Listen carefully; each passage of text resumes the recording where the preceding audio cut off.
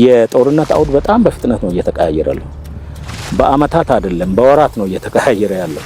ለምሳሌ ሰው አልባ ድሮ ከ4-5 አመት በፊት በስም ነው የምናውቀውኛ፣ በቲዮሪ ነው ገዝተን ተጠቅመንበታል፣ እየተዋጋንበት ነው። አሁን ደግሞ ጸረ ድሮን መጥቷል፣ ጸረ ሰው አልባ መጥቷል። ነገ ደግሞ እንደመጣ እናገኝ።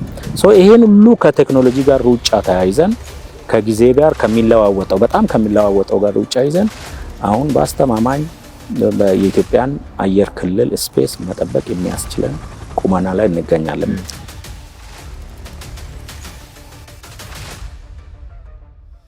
ባንቴ ዙሪያ ላለው ጠላት የሚመጥን አቅም በትክክል ሳትስት በመገንባት ነው ዲተረንስ የምትፈጥረው እንጂ በሚዲያና በትንጋጋታ አይደለም።